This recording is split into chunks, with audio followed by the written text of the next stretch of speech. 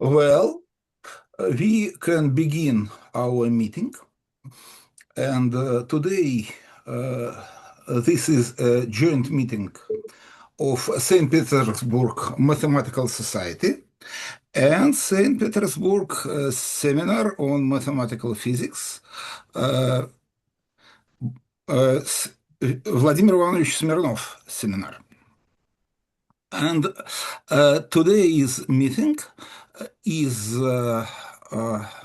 devoted to the Ладыженская Memorial Lecture. I would like to recall that this lecture was organized by St. Petersburg Mathematical Society 4 years ago. And this is my pleasure to introduce our fourth Ладыженская lecturer, Professor Rupert Frank from Ludwig Maximilian University in Munich. It is my pleasure also to recall that one of the supervisors of Professor Rupert Frank was Professor Mikhail Solomonovich Biermann, our great St. Petersburg mathematician.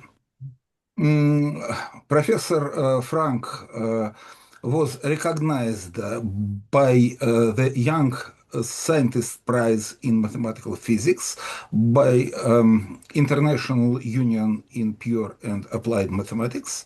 Also, he was an invited speaker at International Congress of Mathematicians in 22 and in European Congress of Mathematicians in 21, and also in 25, what was the Congress, Rupert? International Congress of Basic Sciences. Basic Science, okay, yeah, thank you. Okay, please, Rupert, you can begin. All right. Well, thank you very much for this invitation.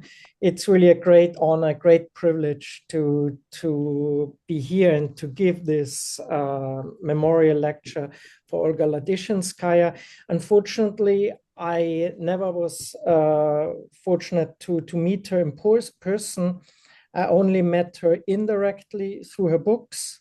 I do have the books. It takes some time to get used to these books, but they really contain a wealth, and I value them very much. And so this, unfortunately, is my only knowledge about her, but I have heard many important and nice stories about Olga Ladyzhenskaya. And it's very nice to have these memorial lectures. And thank you very much again to allow me to do this. I was thinking about what to talk about because I thought it should have a little bit of a PDE connection, but then I haven't done so much about PDEs recently. And on the other hand, there was something about spectral theory that I have been involved in, and this is what I wanted to tell you about. And then so I was looking, how can I make this connection? But it actually turned out to be not too difficult.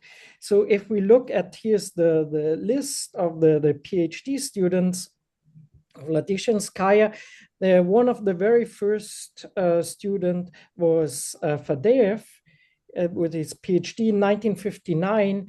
And this PhD thesis was about the one-dimensional scattering theory.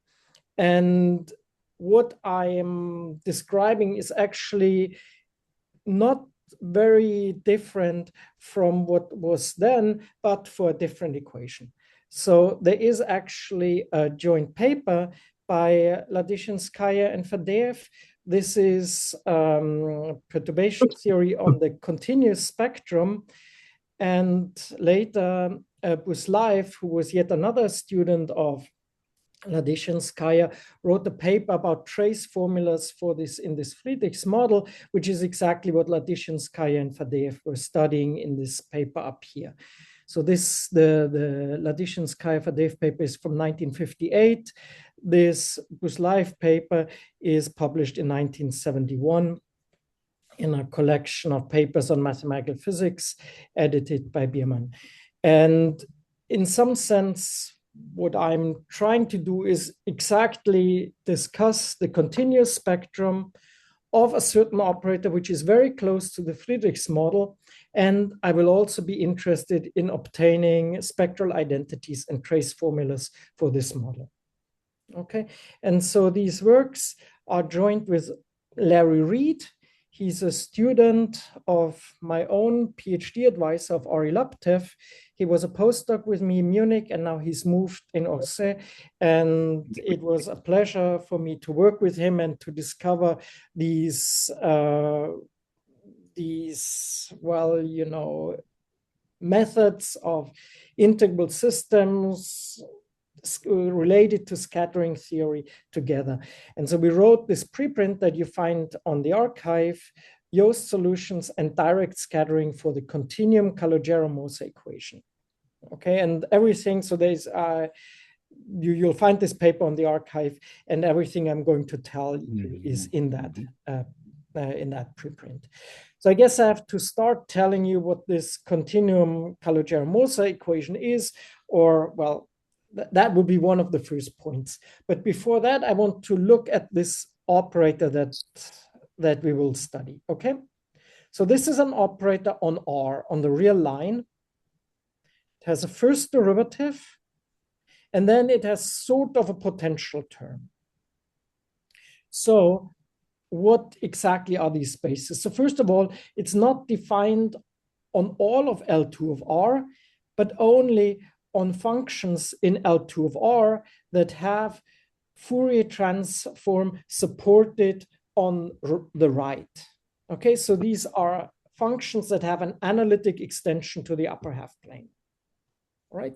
On such functions, well, the derivative operator is clear. And then there is a function Q, and the function Q, which is something like a potential in the Schrödinger equation, right? This is itself an analytic function, I mean, belongs to the Hardy space, meaning it has an analytic continuation to the upper half space, and its boundary values lie in L2. Okay, so you multiply your function from this space by the complex conjugate of Q. Then here's the C plus operator. The C plus operator is the projection, the orthogonal projection from the whole L2 space to this positive frequency space. Then you multiply again by Q, and that is now an element in your positive frequency L2 space. Okay, so it's this operator that we're interested in. And so this condition, or let me connect it to what I said before. So in this PhD thesis of Fadeev, he looked at the Schrödinger operator minus second derivatives, or plus a potential. The potential for Fadeev was in L1. What we have here is, well, roughly speaking, it's an L2 function times an L2 function. So this, roughly speaking, is also an L1 perturbation. If you want to look at it from the point of view of the Friedrichs model, right? Remember, I was talking here about mentioning the Friedrichs model here in this paper. Well, that's, of course, also very natural from this point of view, because you take the Fourier transform, and this just turns into multiplication by lambda. So you have multiplication by lambda on the positive half line, and this perturbed by some integral operator. However, we do want to study this not in the generality of the Friedrichs model, but in this particular case, and where this perturbation has a very particular structure. You know, it has this factorization into a Q on the left and a Q bar on the right, and in the middle, the projection. And because of this special structure, we can say more than we can would be able to say in full generality. Okay, so this is sort of the operator I'm going to be interested in, and more precisely, I care about the spectral and the scattering theory for this operator. Now, the assumption that Q is square integrable means, in some sense, Q goes to 0 at infinity. So in some sense, this thing is a relatively small perturbation of the derivative operator. And so naturally, what do we know about the derivative operator? Well, we know, of course, that this has purely absolutely continuous spectrum on the positive half line, and that this spectrum has multiplicity 1. Right? It's multiplicity 1 because we only look at positive energies. The generalized eigenfunctions are the plane waves e to the ikx, where k is positive or non-negative. All right. So these are the generalized eigenfunctions. And one of the questions that we want to understand is, what are the generalized eigenfunctions for this operator LQ? How do they look like? And before we ask that, of course, we should ask ourselves about the nature of the spectrum. And so there is a result by Kilip, Laurence, and Visan from last year, where they've shown, well, number one, they could say something about the domain of the operator. So it's very easy, I should say, to say that the form domain is H1 half. This is the Sobolev. H1 is the Sobolev space, right, with one derivative in L2, and the little plus means, again, that the Fourier transform is supported on positive frequencies. So it's relatively easy to show that the form domain of this operator is H1 half plus. This theorem of Kilip, Laurence, and Visan says something about the operator domain. And that's actually quite subtle. And you already see that there's something which is better than it would be in generality. Even though, I mean, this is only a form-bounded perturbation, it actually preserves the operator domain. In connection with the question about absolutely continuous spectrum, the following is also very relevant. This is the result that the resolvent difference, so LQ is this operator up here, and L0 is the operator where Q is equal to 0. So this is the resolvent difference. And what Kilip, Laurence, and Visan proved last year is that this resolvent difference is trace class.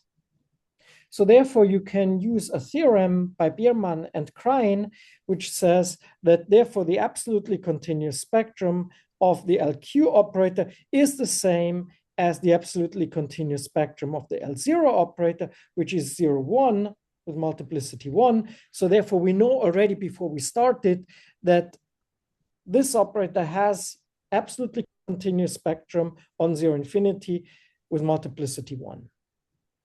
Now, what we care about is, do we have singular continuous spectrum?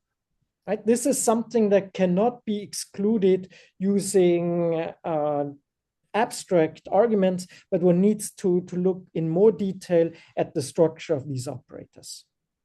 Similarly,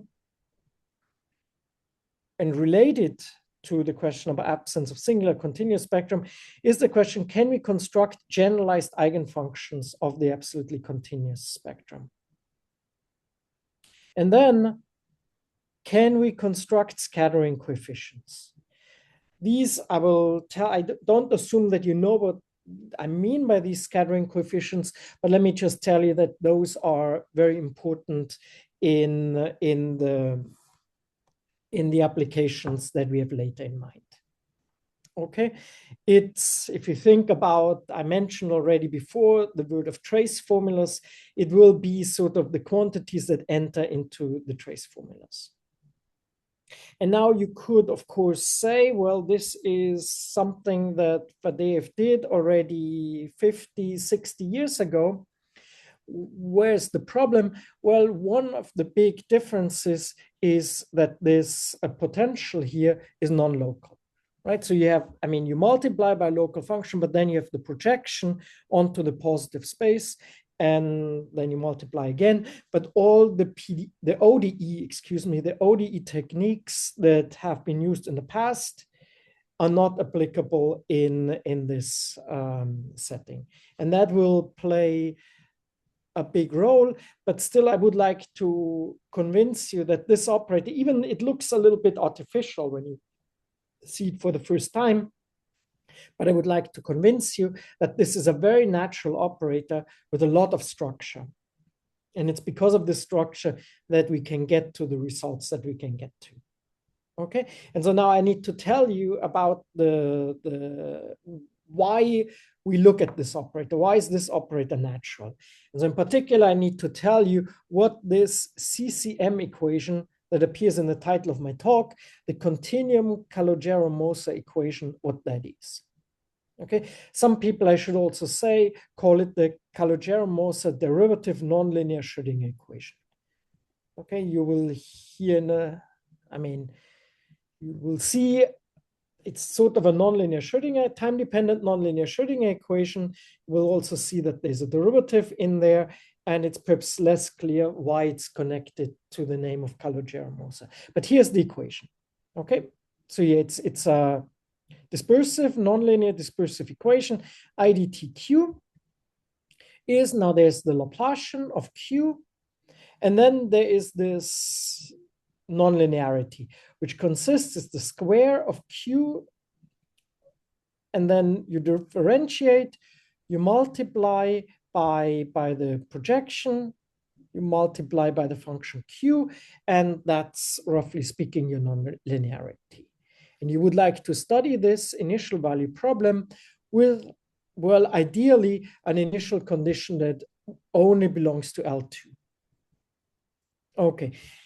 Again, this equation does not look particularly nice or particularly natural, but what Patrick Gérin and Enno Lenzmann showed in 2024 is that this is a completely integrable equation. Okay, and this is special. I mean, there are not many integrable equations. I mean, this more precisely, I should say, it's a dispersive nonlinear integrable equation. And there are not so many of these equations. And whenever you find such an equation, this is something important. And now in more detail, this operator LQ from the last slide appears precisely as the lax operator of this nonlinear equation. So the hope is that if we understand the spectral theory of the lax operator, then we will be able to solve this nonlinear PDE using some type of inverse scattering transform. Okay. Now, you notice, I mean, this is a very, very recent development. This paper has appeared on the archive probably 2 years ago or something. And in these 2 years, there have been many, many developments. Let me just mention, I mean, a few of them. Already in the first paper, Gérin and Lenzmann were able to find n soliton solutions for a given number of n. Okay. Next, people like Philippe, Laurence, and Visan, they have studied the global well-postedness in this space where you have this is the optimal space in the sense that the equation is L2 scaling critical. And they managed to prove global well-postedness in this critical space. So that's an optimal result.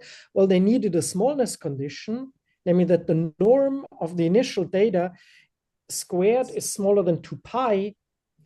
And this is, again, an optimal condition because this 2 pi is exactly the mass of the n soliton solution. And a little bit later, people have actually managed to construct finite time blow-up solutions. Other people have studied soliton resolution. You know, there are really many, many results about this equation appearing, and it's all a very new and exciting development. As far as I know, people have not tried, and what I would like to advertise a little bit in this talk is the hope of solving this Calogero-Moser equation using the inverse scattering transform. We're not there Robert, yet. So at the moment, excuse me, yes. I have a question. Please. You said that this 2 pi is the mass of n soliton solutions independently. One soliton. One soliton solution. Okay, thank you. Right. So, right. I should mention, if there are any questions, please feel free to interrupt me. Everybody should. I mean, I'm happy to explain this in more detail. I don't exactly know about your background, so please ask questions.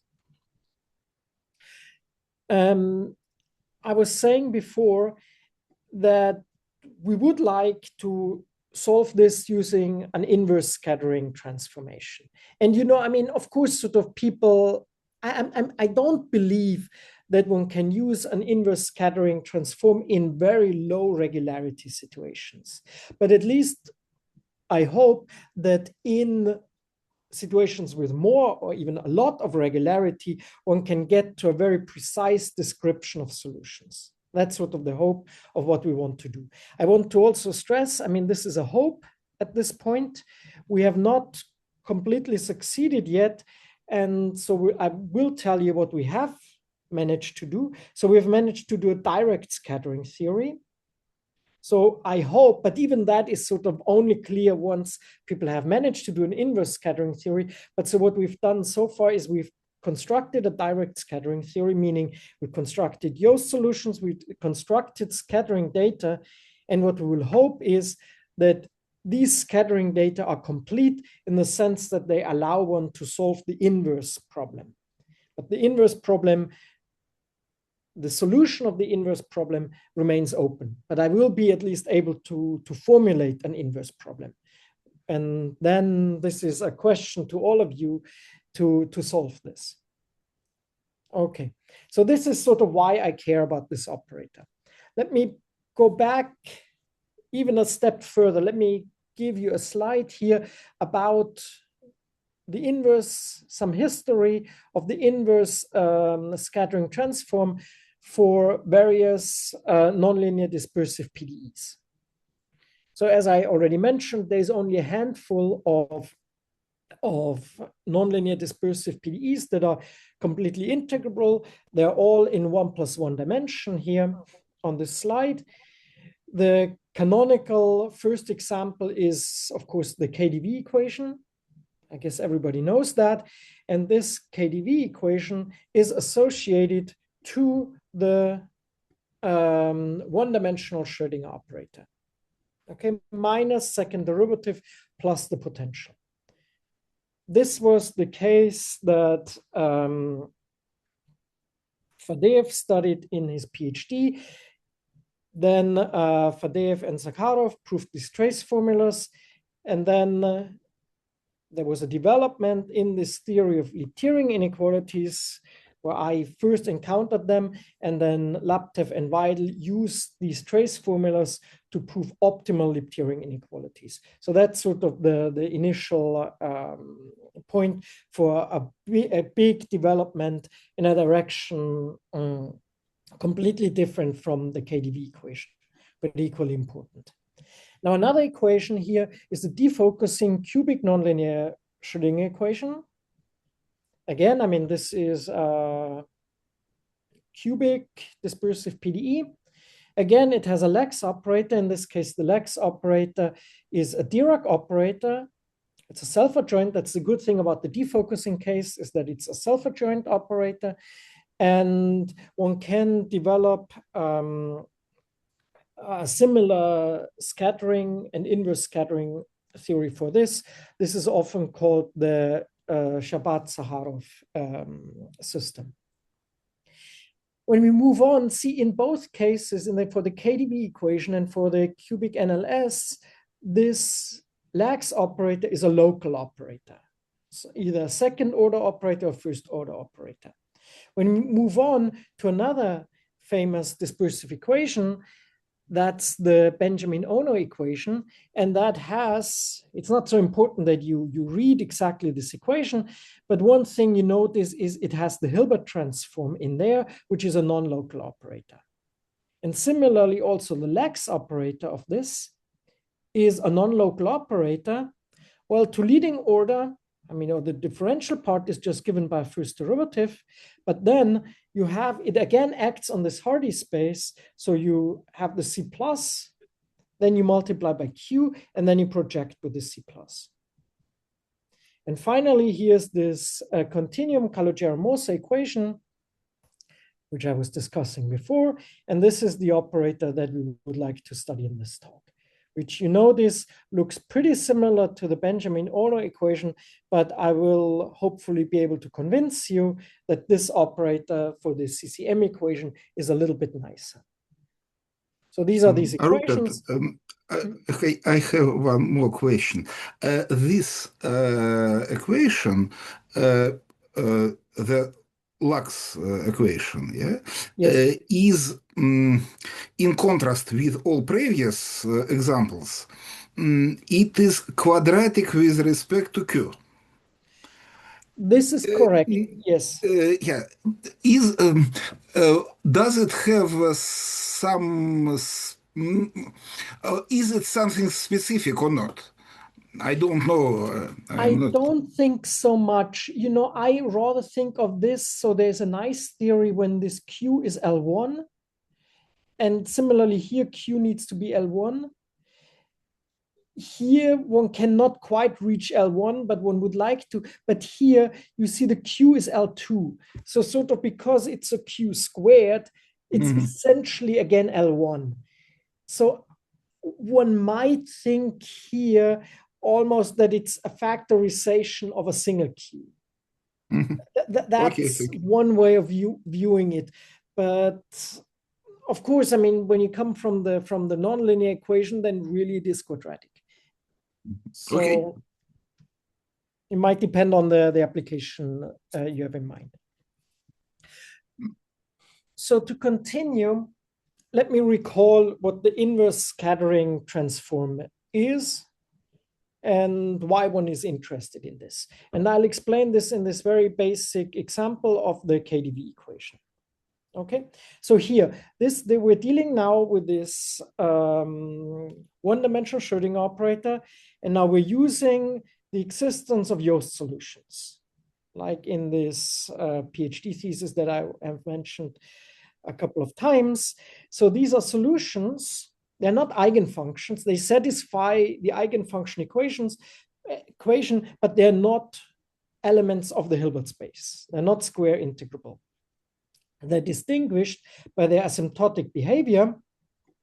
They behave like a plane wave at minus infinity. You can choose whether you normalize them at minus infinity or at plus infinity. So you normalize them at minus infinity. And then on the right, they will look like a sum of two exponentials. I mean, the two independent, right? One has a plus and one a minus in the exponent. And then there are coefficients, A and B. And the quantity that physicists care about is the so-called reflection coefficient. I don't know how this appears. The reflection coefficient, that's R, and that's B divided by A. And that you should sort of divide, if you divide this equation here on the right, I cannot do this, by A, then you see, so it's A on the left, which is, I should start here. So when you divide by A, then it's this thing on the right. Then it's 1 over A on the left. That's what's transmitted. And it's B over A on the right. So this is what is reflected. So therefore, this is called the reflection coefficient. And this is sort of one of the interesting quantities of this equation. And this is the first one of this scattering data. So this reflection coefficient is a function of K. And you would like to know this reflection coefficient for every K.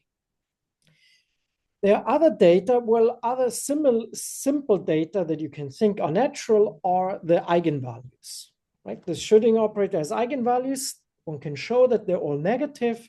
So let's write them as minus kappa j squared. And these, the kappa j, are the next part of the scattering data. And we can associate to them so-called norming constants. It's not very important for us right now to define them. It's the Yost solutions you can complexify. I mean, they analytically extend to complex values of k, and then it's the inverse of the norm of the Yost function, something like that. It's just related to it's data related to the eigenvalue for each eigenvalue of one norming constant beta. And so why is one interested in this? Well, because if your potential Q solves the KdV equation, then, for each moment in time, you have now a reflection coefficient, an eigenvalue, and a norming constant. And the point is that these three data satisfy very, very simple evolution equations. Okay, so number one, the eigenvalues don't move at all. They stay constant under the KdV flow. The norming constants, well, they behave by multiplication by an exponential. It's a straightforward evolution. Just have to multiply numbers. And similarly, the reflection coefficient evolve by multiplication, now by a complex phase. Okay, e to the 8i k cubed t. And so what this means is, well, you could look at the initial data, compute the reflection coefficient, the eigenvalues, and the norming constants. Now you evolve them according to this flow, and then you're left with a problem of recovering a potential in general from these scattering data, from the reflection coefficient, the norming constant, the eigenvalues. And if you can do this, if you can solve this inverse scattering problem, then you've solved the KdV equation. So really, you have reduced the whole KdV equation to the solution of the inverse problem. What is sort of hidden, I mean, of course, I'm hiding something, or a big thing here, is that you need to have the full scattering data. I mean, that's in the solution. You have produced these scattering data, but they need to determine the potential and vice versa. Okay, that's sort of the difficult thing here for this, if you try to solve the KdV equation using the inverse scattering transform. Okay, and so roughly speaking, the goal of this research is whether we can solve the continuum Calogero-Moser equation using the same technique. All right, so I hope this explains what I'm interested in. And so here's a little bit of, the first couple of results that we can do. So let's remember, we're interested in this equation. Okay, I've written it out. The derivative is written with a prime. Well, there's the q c plus q bar psi equal to lambda psi. And again, I'm not looking at eigenfunctions for this, but I'm looking for these generalized eigenfunctions, which are functions that behave, well, let me say, like a plane wave at infinity, whatever this means exactly. Okay, so here I'm going to define the so-called exceptional set. This is the set of all, well, energies, non-negative numbers lambda, such that there's a solution to this equation, and the solution goes to 0 at infinity. The solution has to be bounded, and of course it has to be non-zero. Okay, and so these are the exceptional things. I'm only looking at this at positive energies. So if we go back to KdV, where was it? At KdV, well, you have at every positive k squared, you have two Yost solutions. So you don't have solutions that go to 0. So that's already, if such functions exist, then this is different from KdV. in other words, we don't like these. Set n. Well, we will talk a little bit about them in a second, but roughly speaking, we would like to prove their absence or that they're very controlled. So here's a first positive thing about it. This is actually something that can be proved in this general Friedrichs model. Like I mentioned at the beginning, the set of exceptional energies is closed and has measure 0. That follows by something called the analytic Fredholm alternative. And now here's a difference, a very, very big difference from the Schrödinger situation. In the Schrödinger case, there are no embedded eigenvalues. Here, for the Calogero-Moser system, there are embedded eigenvalues. Okay, it's a fact of life. If you look back, let me again compare it. In neither one, so you don't have embedded eigenvalues for KdV, you don't have embedded eigenvalues for this Shavat-Zaharov system, you don't have, one can show this, you don't have embedded eigenvalues for Benjamin Ono, for this Lax operator, but you do have embedded eigenvalues for this. And this is actually quite easy because what you will do, oops, how can I go to the next slide? What you can do is you take, imagine you have a potential that produces a negative eigenvalue, then you just multiply your eigenfunction by e to the IAX, where a is positive, and then you will have an embedded eigenvalue at lambda plus a. Okay, so out of any negative eigenvalue, you can change the potential and produce a new potential, which has all the same L2 properties, but will have an embedded eigenvalues. So there is no hope that we can show that there are no embedded eigenvalues. But what we hope is to show that the set of exceptional energies consists only of embedded eigenvalues. There are no strange things. Okay, so in other words, the analytical difficulty is to show that if you have a solution to this equation, which goes to 0 at infinity, you know nothing more. You know just that it goes to 0 with an arbitrary slow rate, and you need to prove that then automatically the function is L2, which is a quantitative rate on this. And we are able to do this here under the assumption that Q decays a little bit faster. So Q multiplied by x to the s for some arbitrarily small s should be still square integrable. And under this assumption, we can show that all the exceptional energies are true eigenvalues. So that's the best we can hope for. Well, there is one more thing, actually, namely, if we're in the small data regime, remember, this is the 2 pi that we've seen before. If you are small, then you do not have exceptional energies. This number C is actually an improvement in collaboration with Kilib and Wisan of the original paper that Larry Reed and I had in our preprint. There we had only constant 1, but this constant 2 pi is the optimal constant. Okay. So this is what I wanted to tell you about the exceptional set. Now, what happens if we're not in the exceptional set? Okay, so this now we're looking at lambdas away from the exceptional sets. And then we can say that we have Yost solutions, meaning we have solutions to the equation, right? This is the equation.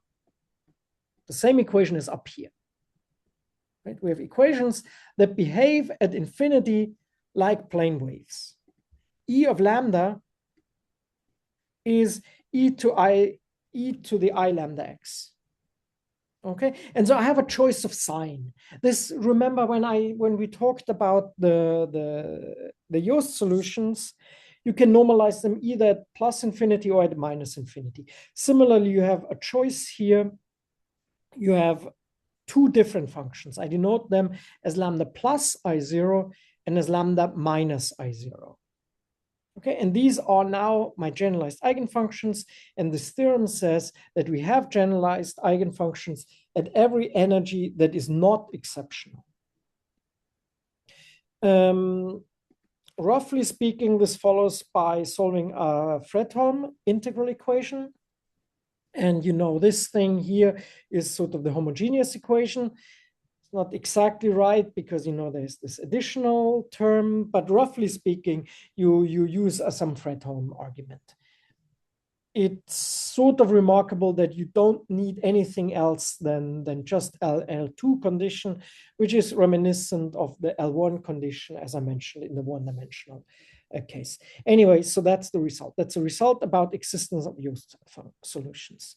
Let's continue. What are consequences of the existence of used solutions?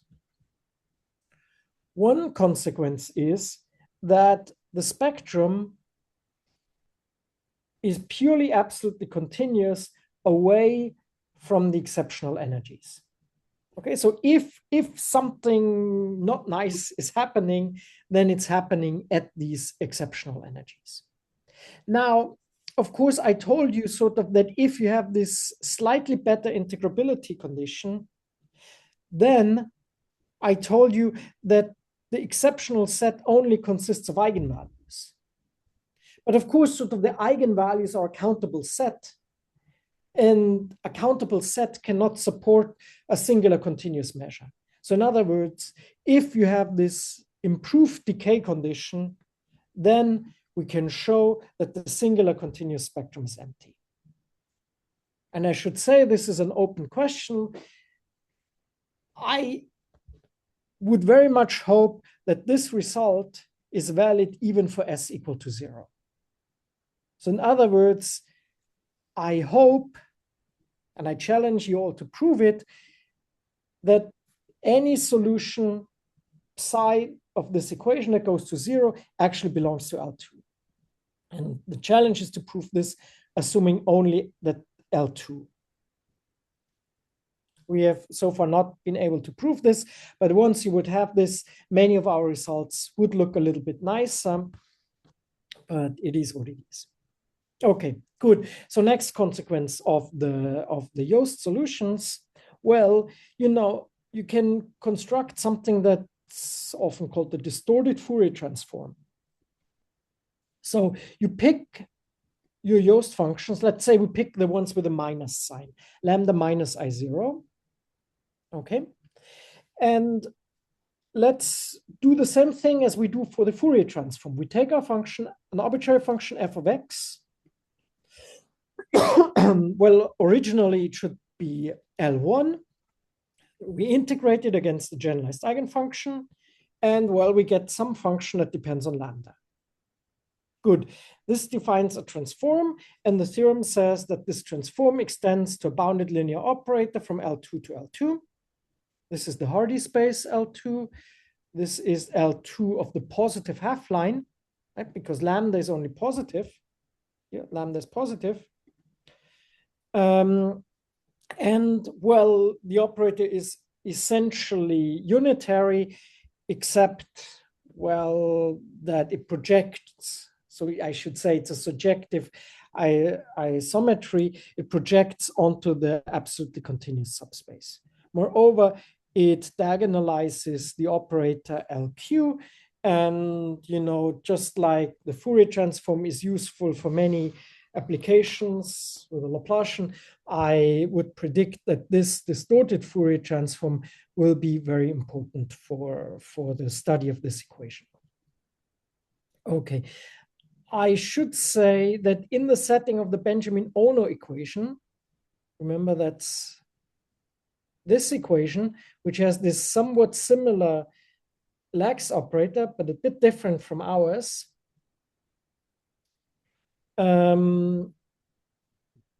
Wu and Blackstone, Gassot, Gerard, and Miller have obtained some similar assertions, but the absence of singular continuous spectrum is claimed in their paper without, I mean, it's not even stated explicitly, but implicitly they use it and they do not give a proof.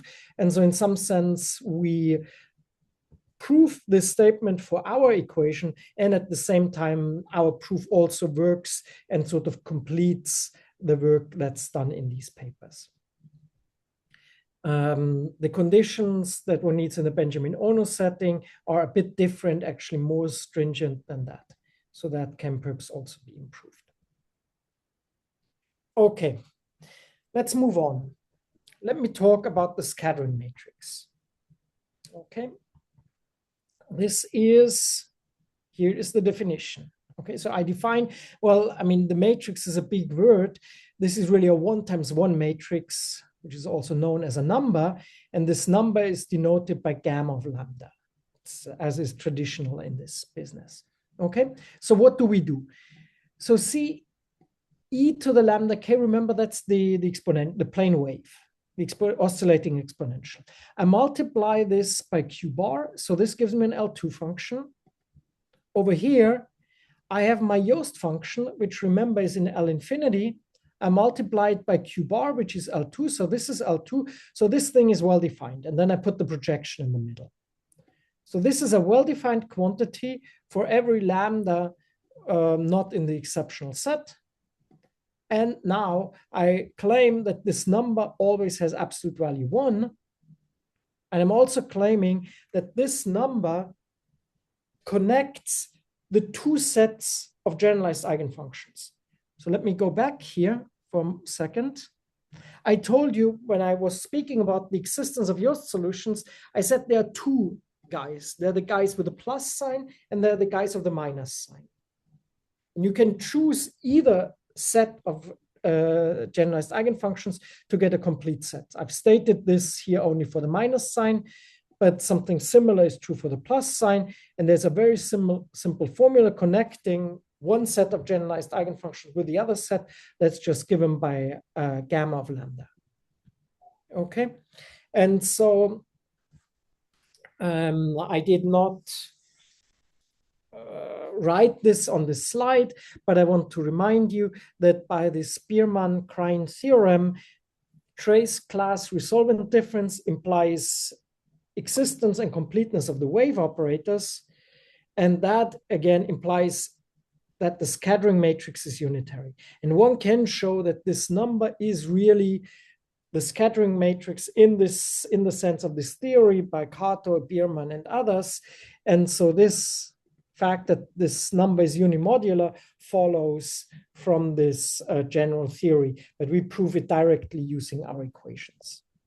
Okay, let me again compare it with the KdV case, just so that you see the equality or the analogy between the 2 approaches.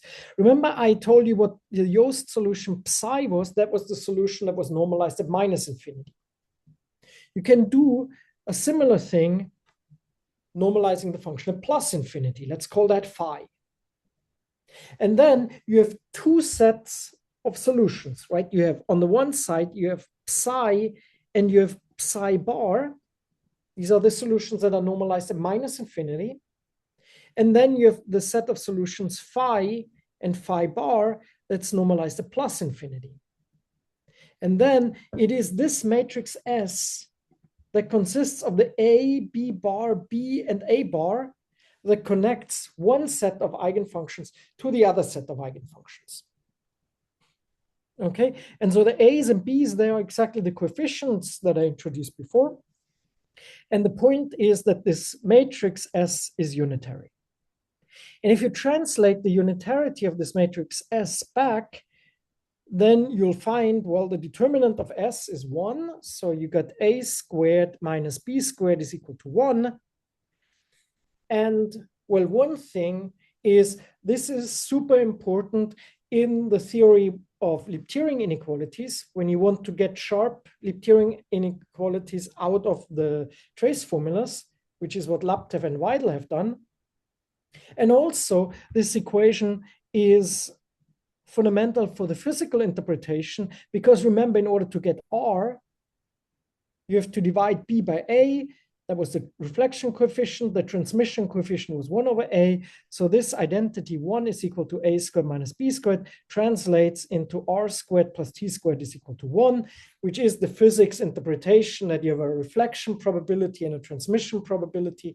And these 2 probabilities sum up to 1, which is what you want. Okay, so the analog for us is, this is much simpler. We just have that the scattering matrix defined up here has absolute value 1.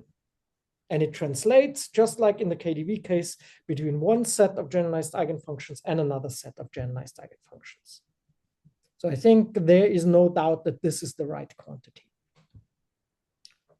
I mentioned already before trace formulas in the KdV setting.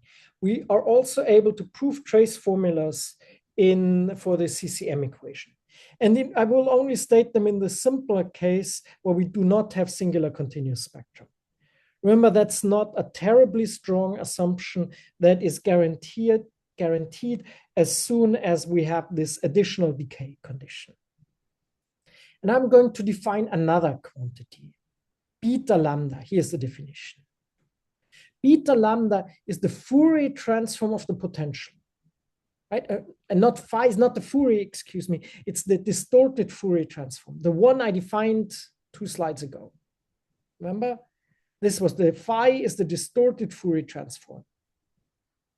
So you take the distorted Fourier transform of the potential and call that beta. And because this is unitary on isometry, the L2 norm, beta is square integrable because Q is square integrable.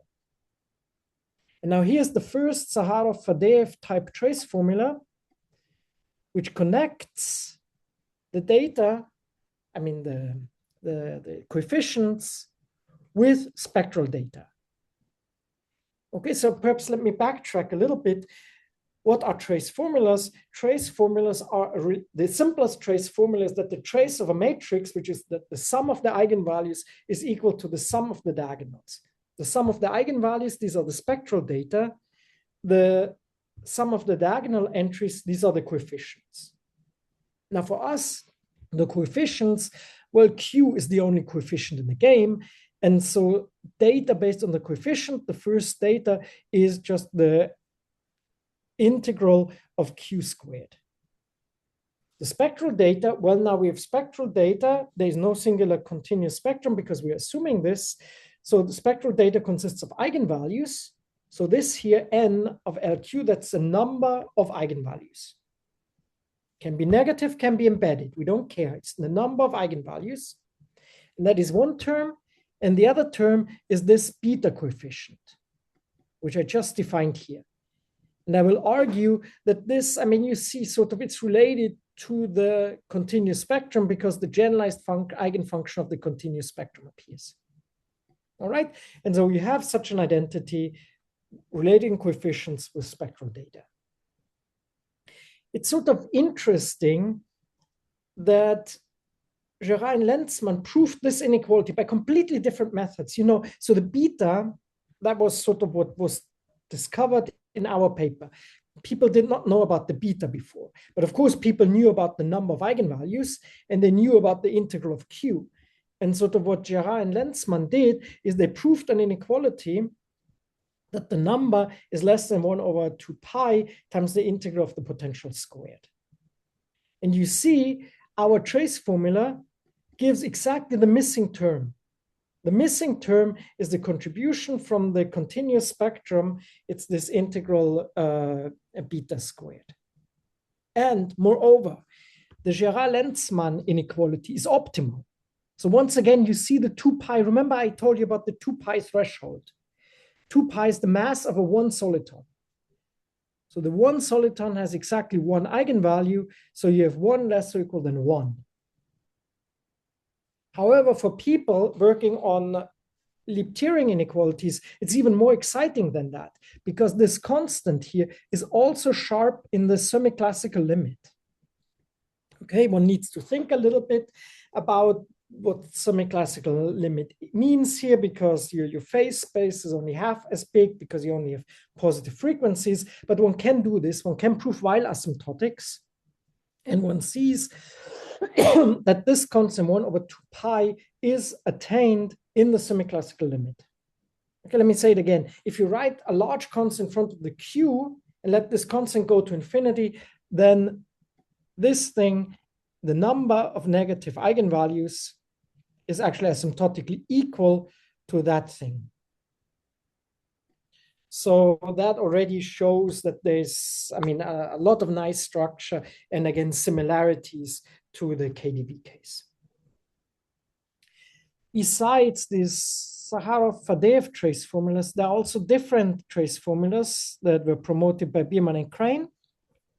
Often they are stated in terms of the spectral shift function, relating the determinant of the scattering matrix with the spectral e to the 2i spectral shift function. They can also be equivalently in a form like this. So you have a function f. Okay, and so your function f, think about f as something like resolvent. Think about a function that decays like 1 over lambda. This is the precise assumption that you need, but if f decays like 1 over lambda, this is satisfied. Okay, now look at f, take the function f of your operator, subtract off f of the unperturbed operator, then the theorem is that this difference of f operators is trace class, and we have an exact formula for its trace. Again, it's a trace formula in the sense that there's a contribution from the eigenvalues. Lambda j are the eigenvalues, n is the sum of all of them. Once again, we do not care whether they are discrete or embedded. Here's the contribution from the eigenvalues, and here's the contribution from the continuous spectrum. Okay, it's I like this formula very much. And again, it should be related to these formulas that I mentioned at the beginning that was live proved in this general Friedrichs model. But his formulas are of a somewhat conditional type. Here they are valid, and they are valid under really minimal assumptions on the potential. Okay.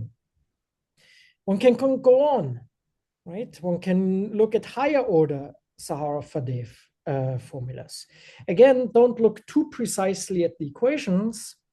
So there's a left side that depends on the coefficients. There's q's and quantities that are built recursively of the q's. In order to have this make sense, we are a little bit lazy and we assume that the data are in the Schwartz class. But if you're only interested at a low second or third order trace formulas, then you can do with a lot less assumptions.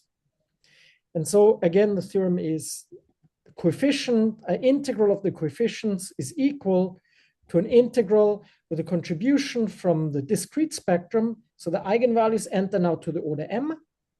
M is the order of the trace formula. And a contribution of the continuous spectrum, where again, order m enters as a weight.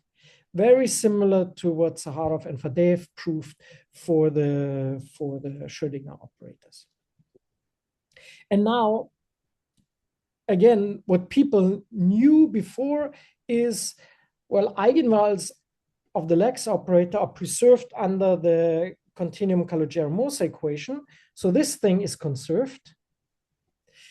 Also, Gerard and Lenzmann knew that these quantities, I mean, the integrals on the left are conserved under the CCM flow.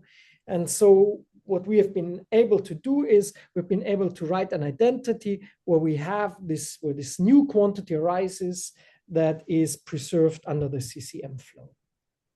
If you want to see some examples, here they are. This is the first, I mean, this depends on how you're counting. This corresponds to m equal to 1. Right, where you have the sum of the eigenvalues. This is a quantity that arises in this business, and you have a second power of the eigenvalues. Again, this is a quantity that's useful in this nonlinear equation on the left. Okay, so these trace formulas exist, and for us it was fun to work them out. And really also, perhaps one thing I should emphasize, for the Schrödinger operator, there's a big distinction between whether you have a zero energy resonance or not. And for instance, there's something called a Levinson theorem where you have an additional term in the trace formula. This is not a problem. So in the terminology of Biermann, the bottom of the spectrum is stable. So you never have a zero energy resonance, which is a very particular feature of this equation. That the eigenvalues sort of live their own life. Okay, so far everything I told you was very similar to KdV. And so the things that we proved are new, but we knew sort of what to expect. Now here's a thing that's really different, a major difference from KdV, I would say. See, in the KdV case, the Yost solutions are analytic functions of K in the upper half space. So these functions are defined for real values. They have an analytic extension. This is simply not true in our case. Okay, it's not that we cannot prove it, it's not true. These functions do not have an analytic continuation.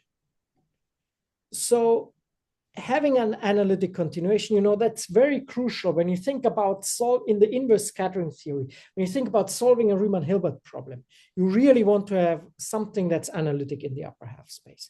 So we were looking at it for quite some time, and we came up with a proposal. So, we are suggesting what scattering data are. We don't know whether the data that we are suggesting are the optimal ones or not, but here's our suggestion. In order to define them, we need a strong assumption on the potential. We need to assume now the Q is L1. That's certainly more than we would like to assume. Now there's an assumption on K, which reads a bit complicated. What I want to say is, either you are in the resolvent set of the operator, or you are at positive energies that are non-exceptional, but then you have to distinguish two cases, namely when you come from above or when you come from below, right? So that's what the plus I0 says and the minus I0. Okay, so it's simply the K-plane, you remove the eigenvalues, and then you add a top and a bottom of the continuous spectrum. And now we say that if you look at the inhomogeneous equation, see, I'm adding the potential as an inhomogeneity. If I'm doing this, then I can find a solution which vanishes at infinity. I have to when I'm off the real axis, it vanishes at both infinities. Otherwise, I can prescribe one infinity. And the point is that this new solution is analytic in K. Okay, and what I would like to convince you of is that this M0, we should stress this is M0. The Yost functions are ME, but this is M0.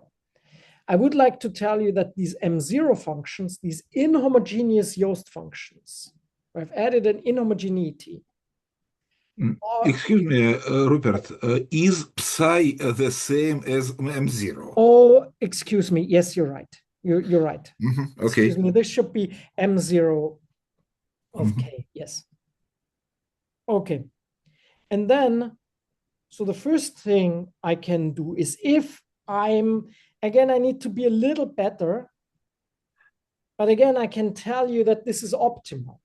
So if this does not hold, at least, it's optimal up to the endpoint, then what I'm saying is not correct. It's not only that we can prove it, but it's not correct. And so what we can show is that these inhomogeneous Yost solutions have a very precise behavior as you approach an eigenvalue. So number one, there is a pole, right? If you approach an eigenvalue, then, well, you have a pole. Good. And the residue here is the corresponding eigenfunction corresponding to eigenvalue lambda n. That's not very surprising. The surprising thing is that you have another term. And I should emphasize this is true even at embedded eigenvalues. So even at embedded eigenvalues, you can make an expansion of these inhomogeneous Yost solutions. And they have a very simple form. So there's the eigenfunction, and there is a constant plus x. The constant does not depend on whether you come from above or from below. It's a constant. And what we believe and what we are suggesting is that these constants, gamma n, that these are scattering data. Okay, we found these numbers. We don't know, we believe that they're important, but this is something to be discussed. I mean, this whole thing, what we're doing here is sort of, we're making suggestions of what one could do, what would be a nice inverse scattering transform. And this is somehow, again, something that I would like to ask you. Can you confirm that these numbers are natural? Okay, so once again, at each, corresponding to each eigenvalue, we define a number gamma n by looking at the limit of these inhomogeneous Yost solutions after you've removed the pole. And now you see, by the way, so just, I mean, in whatever sense you want to have this, you know, there is the eigenfunction is multiplied by x. So whereas this function, I didn't say it, the m0 function is L infinity as a function of x. So this x times phi n, x times the eigenfunction, needs to be bounded, which means that the phi n, the eigenfunction, needs to decay sufficiently fast. And this is why we need this assumption. And this is the thing that may simply not be true. The eigenfunctions do not decay very fast in this model. And if the eigenfunctions do not decay fast, then you cannot define this number. Anyway, so to summarize, well, okay. Before I go there, let me summarize. We've defined now this beta, which was the Fourier transform of the potential, or the eigenvalues we have. And then we have defined these numbers gamma, one for each eigenvalue. And we propose that these are the scattering data. And before I go and talk more about this, let me criticize my own paper. I mean, here's something that you could complain about it, that you could complain. So one thing is, here's the one soliton solution. What's special about it is that it only decays like 1 over x. So this is a function for which this improved integrability condition from the previous slide is not satisfied. And you can check also with the eigenfunctions, as I said, that the eigenfunction is not decaying like 1 over x. I mean, that this condition here is not satisfied. Okay, so for the one soliton solution, we cannot define gamma n. We don't have an expansion near this embedded eigenvalues. So for this harder scattering theory, more precise scattering theory, we cannot treat functions q that decay like 1 over x, which are of obvious interest. So I don't know what to say to this criticism. One answer would be, if you look at n soliton solutions, they decay faster. They decay like 1 over x squared. So we can treat n soliton solutions.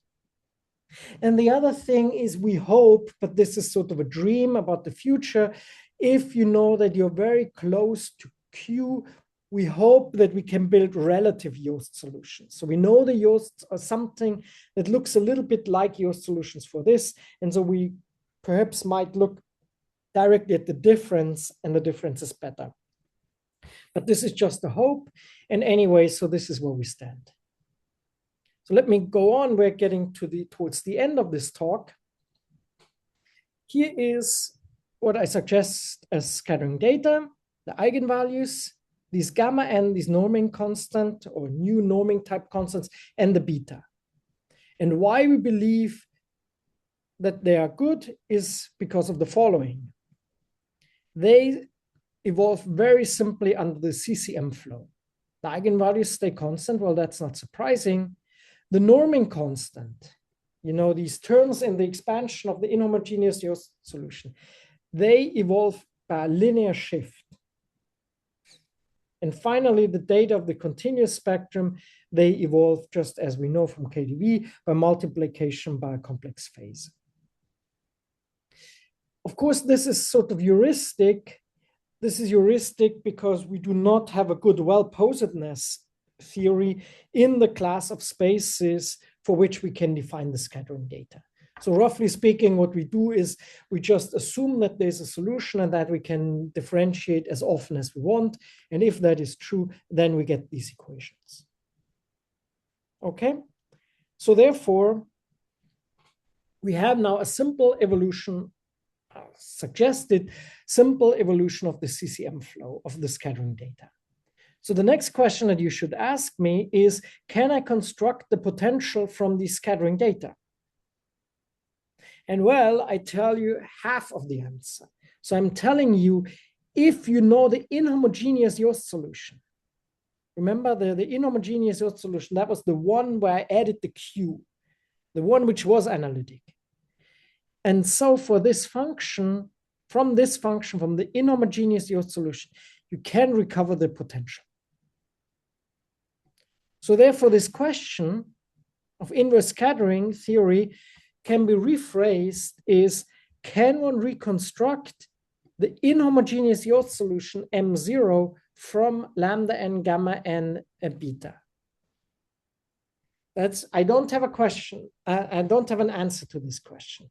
But let me tell you what I can say. Come on. I'm not able to. Yes, here we are. Okay. Here's what we can say. This is a slide about inverse scattering. So first of all, I don't know whether you believe me or that this inhomogeneous Yost solution where you added the plus the potential, which looks very much ad hoc. But this is a natural thing to do. Well, I try to convince you that it is natural. So first of all, if you look at the jump, right, this is when you come from above to the spectral axis and from below. And then the jump is exactly given by the homogeneous Yost solution times our beta. The next thing, remember our homogeneous Yost solutions, they behave like plane waves. So if I remove the plane wave, meaning I multiply by the complex conjugate of the plane wave, and then I differentiate, well, what I find is, again, essentially the inhomogeneous Yost solution. So they are sort of natural. And then, well, there's some little bit of data of information is that after you've removed the phase, the homogeneous Yost solution goes to 1 at low energy. Again, there is no distinction between zero energy resonance or not. Why am I emphasizing this? Well, because of this asymptotics, you can solve this ODE. Right? I mean, this is just the derivative is this. So therefore you integrate to get that. And therefore you need an initial condition, and here's your initial condition. And so therefore you know what this function is, and you can plug it into this equation.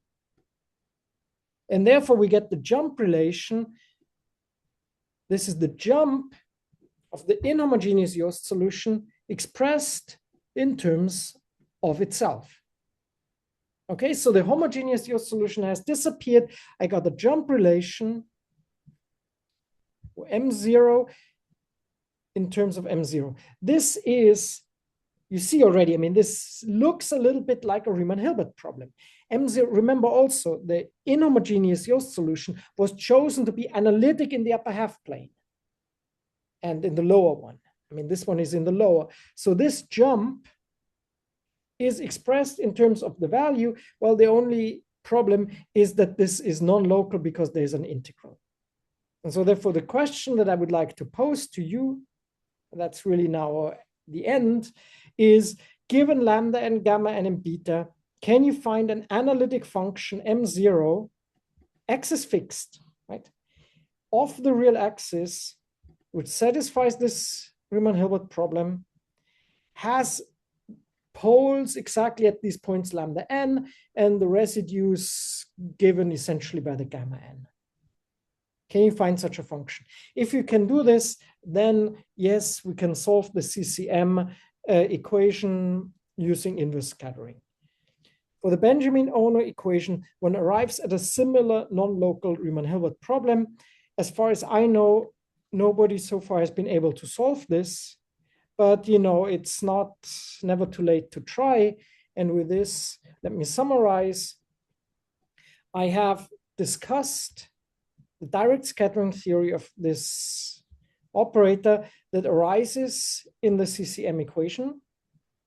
I've made a suggestion of what should be good scattering data. I say that they are natural because they evolve in a very simple manner under the CCM flow. And I've told you what is missing to get an inverse scattering transform. Namely, you need to solve this non-local Riemann-Hilbert problem. This is I think, very interesting open problem.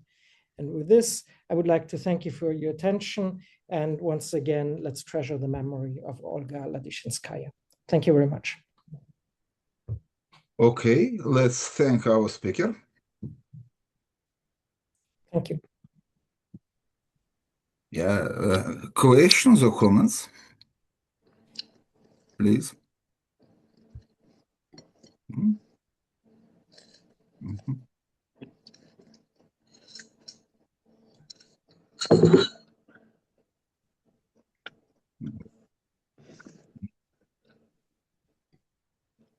Саш, ты что-то спросить хочешь? Нет, я просто появился, лекция закончилась, появился. Окей. Okay, if I have a question. Sorry. Yeah, this integral equation, the function which you integrate have poles. So how to understand this equation? This integral equation, the last equation, yes? Sorry. This function, yes. This function M0 have poles. How you have to understand this integral? The last equation, yes. Yes, I understand what you're saying. Roughly speaking, you should understand it in this sense. Uh-huh. I mean that this derivative holds away from the poles. You're absolutely right. When writing this integral, this is a bit formal, but this is the precise understanding. Thank you. Okay, I have a question. Пожалуйста. Okay, I have a question. Да, Жень. I have a question about the inverse scattering. What do you think about the inverse scattering when the potential Q is small enough? When they have not blow up for your equation? Because for some equation, similar to the Boussinesq equation, when the potential is small enough, then we can consider scattering, inverse scattering problem. So I know that for the Benjamin-Ono equation, there are some works by Koifman, Beals and Koifman, who did something like an inverse scattering at small data. And we have not tried to do it. The point is sort of, this is a little bit, in some sense, this equation is more quasi-linear than semi-linear. One really needs to take a part of the Laplace or the first derivative into account. There's some what they call gauge transform. So what I'm trying to say is I don't know, but I think even the small data theory for Benjamin-Ono is very, very complicated. But of course, sort of, if nobody has looked at it, so perhaps it is easier here and there's something to obtain. Yeah, because you can consider derivative as matrix with respect to potential, and maybe Fisher derivative helps you to a lot. Yes. Maybe. Could be. I'm pleased. I mean, as you know, I mean, this equation is 2 years old. So not many people have looked at it. And in particular, I think nobody looked at this inverse scattering. So please, if you have any thoughts or ideas, I'm happy to discuss or to give you more information. Okay. Thank you.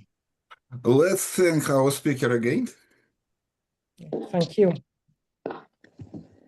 Yeah, please, Rupert, shut your slides. And I would like to say, так, момент. Так, ага.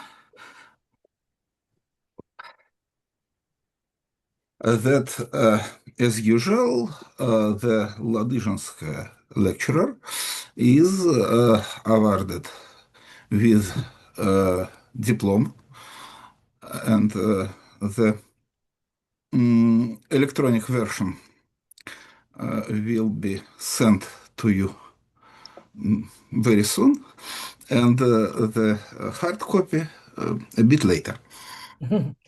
Thank you very much. It's a great honor. July. It would be sent in July. Okay. Евгений knows. Так, well,